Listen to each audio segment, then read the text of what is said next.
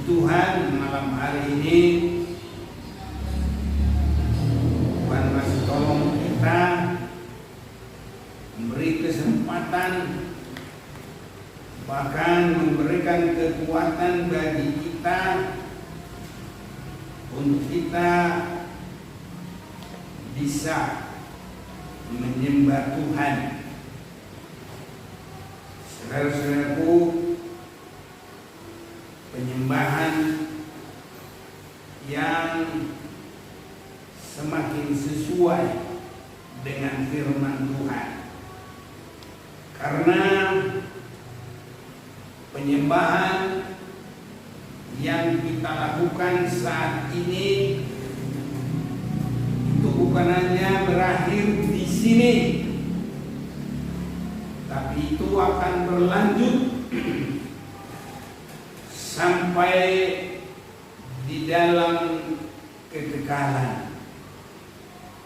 Kita akan berlanjut sampai dalam penyembahan kekekalan. Itu sebabnya Tuhan kita Yesus Kristus sangat memperhatikan bagaimana penyembahan yang dikehendaki Bapa. Saya ajak kita memperhatikan awalnya dalam Yohanes pasal 4 ayat yang ke-23. Tetapi saatnya akan datang dan sudah tiba sekarang bahwa penyembah-penyembah benar akan menyembah Bapa dalam roh dan kebenaran, sebab Bapa mengkehendaki penyembah-penyembah demikian. Jadi penyembah-penyembah yang benar, menyembah di dalam roh dan kebenaran, itu dikoreksi oleh Bapa, diperhatikan, dan penyembahan itu harus sampai menyenangkan Tuhan, berkenan kepada Tuhan. Itu sebabnya penyembahan kita harus semakin memandang kepada firman Tuhan, harus semakin menyesuaikan kepada firman Tuhan, karena kita tahu bagaimana berkenan kepada Tuhan hanya karena menyesuaikan dengan firman Tuhan. Itu sebabnya di dalam Matius pasal yang ke-7 itu, Matius pasal 7, banyak sekali kegiatan-kegiatan, termasuk ibadah, termasuk pelayanan, termasuk juga penyembahan. Itu banyak sekali cara-caranya, dan supaya itu menjadi hal yang benar adalah kalau sesuai dengan kehendak Bapa. Dan kehendak Bapa itu adalah sesuai dengan firman Tuhan. Sebabnya Tuhan memberikan firman Tuhan ini bagi kita jelas pengertian sampai sebelum dunia diciptakan, suasana di surga, penciptaan bumi, hari pertama, kedua, ketiga, keempat, kelima, keenam, dan manusia, ya semuanya, saudara-saudaraku, sampai kepada saat ini keselamatan dan siap bagi hari kedatangan Tuhan. Itu semua diajarkan. Dan kalau kita memperhatikan dengan sungguh, kepada kita diberikan sampai kita bisa menjadi penyembah yang benar. Dalam Matius pasal 7 ayat 21, bukan setiap orang yang berseru kepadaku Tuhan, Tuhan akan masuk ke dalam kerajaan surga, melainkan dia yang melakukan kehendak Bapakku yang di surga. Masuk ke surga itu menjadi penyembah yang kekal. Jadi untuk masuk ke surga juga harus sesuai kehendak Bapa. Menyembah juga sesuai dengan kehendak Bapa. Itu sebabnya semua tindakan kita harus lihat ada di dalam kebenaran firman. Kita tidak akan bertindak sesuai dengan maunya kita. Kita tidak bertindak sesuai kata manusia. Semua harus sesuai dengan firman Tuhan. Karena kerugian yang banyak di akhir zaman ini adalah orang-orang memberikan ajaran manusia, bukan ajaran Tuhan. Matius 15 ayat yang ke-8, bangsa ini memuliakan aku dengan bibirnya, padahal hatinya jauh daripadaku. Percuma mereka beribadah kepadaku. Nah, jadi percuma beribadah, percuma menyembah, percuma melayani, semuanya percuma. Karena apa? Sedangkan ajaran yang mereka ajarkan ialah perintah manusia. Itu sebabnya kalaupun orang pengkhotbah semaunya, pengkhotbah ini, pengkhotbah B, C, D, semaunya, yang penting enak didengar, yang penting dia lancar. Saudaraku, kalau di dalam Tuhan yang sesungguhnya bukan begitu. Itu sebabnya kita semua harus mengikuti. Apakah benar-benar tertulis demikian? Apakah memang maksudnya Tuhan demikian?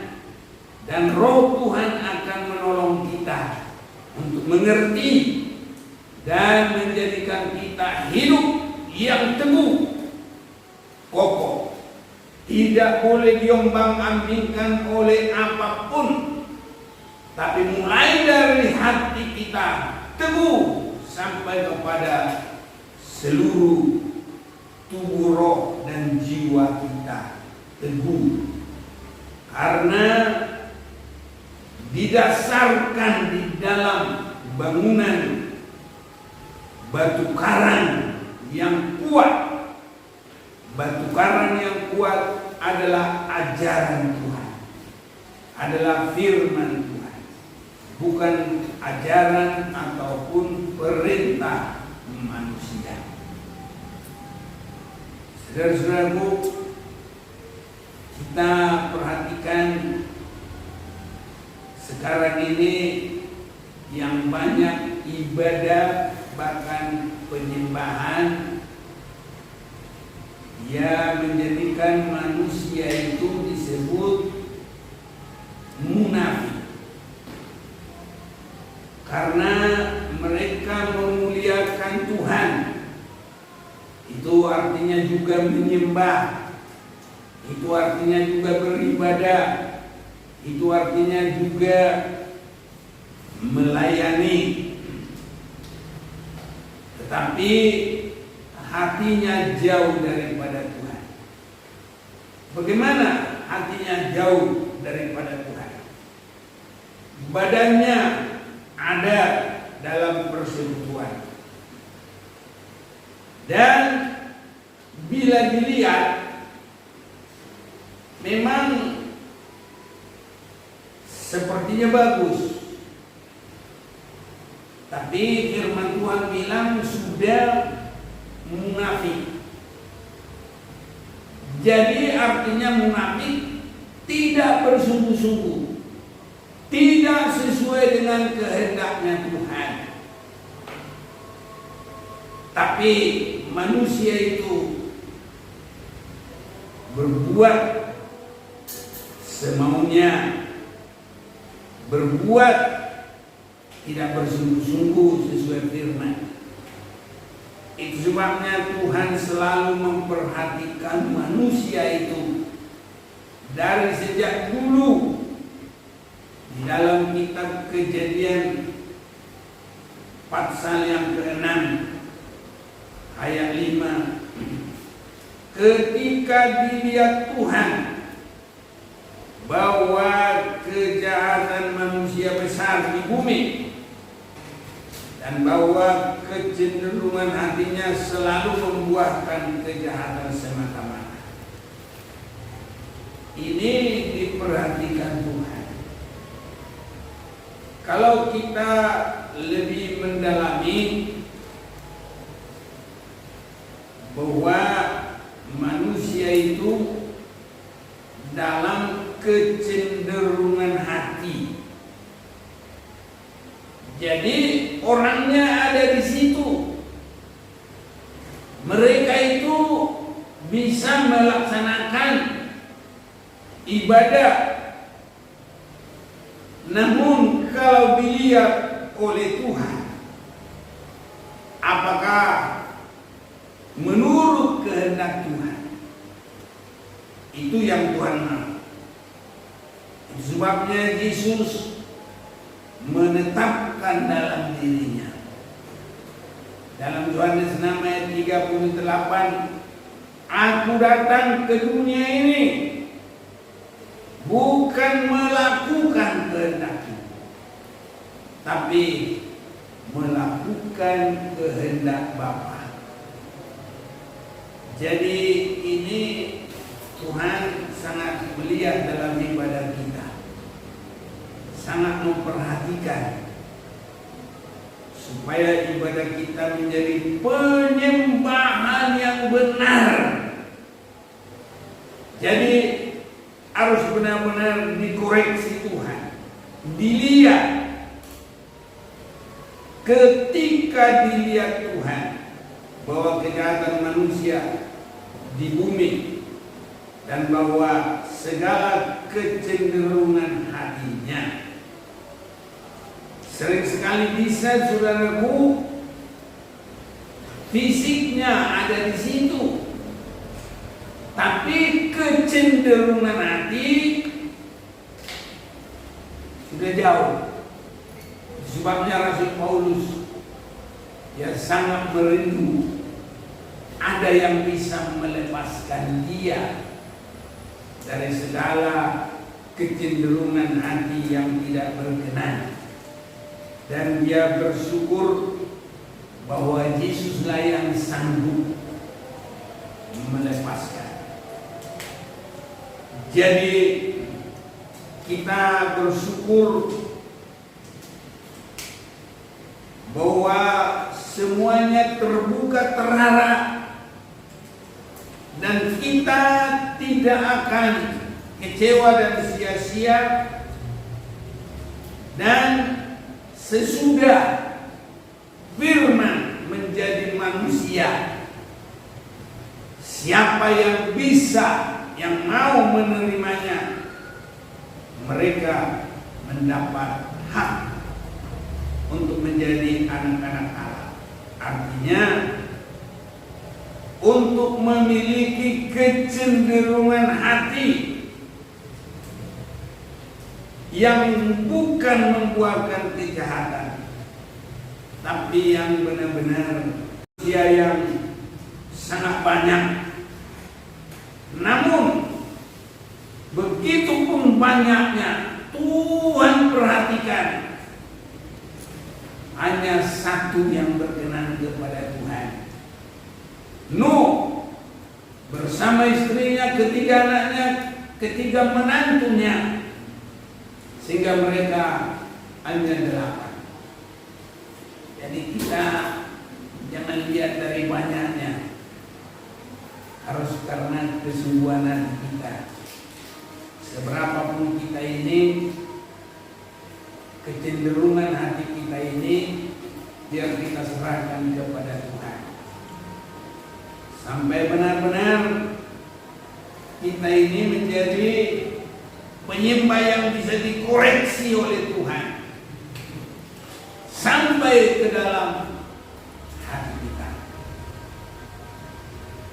Dan saat ini kita mau menyembah Tuhan dan akan berdoa syafaat untuk pekerjaan Tuhan dalam kesempatan yang Tuhan berikan ini, sehingga seperti Nuh melanjutkan kebenaran itu lewat anak-anaknya dan nanti sampai kepada Abraham,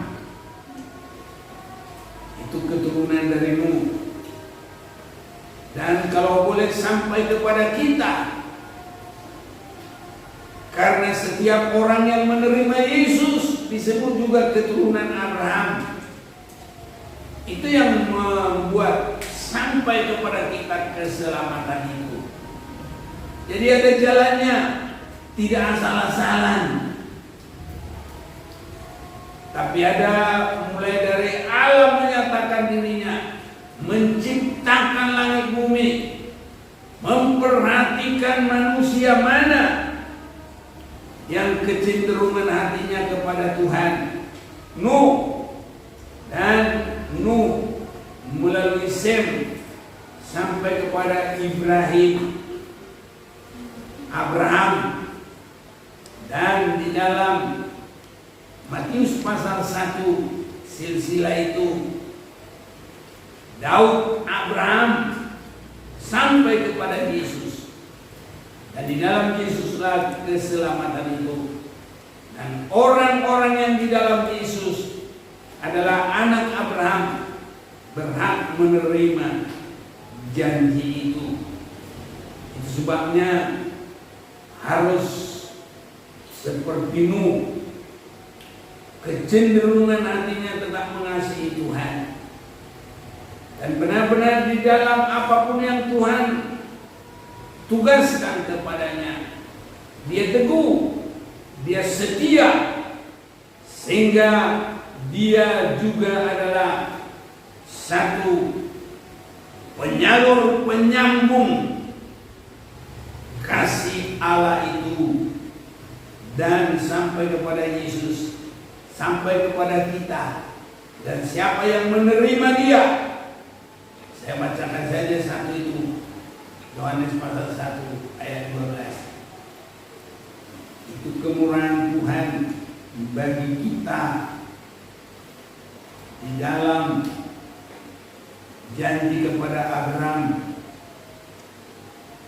Tahu mulai dari Nuh, Abraham, Ishak, Yakub, dan sampai kepada kita di dalam Yesus Kristus. Yohanes pasal 1 ayat 12. Ini yang menjadikan jalan terbuka bagi kita, dan kita benar-benar diyakinkan keselamatan itu adalah bagi kita. Yohanes 1 ayat 12.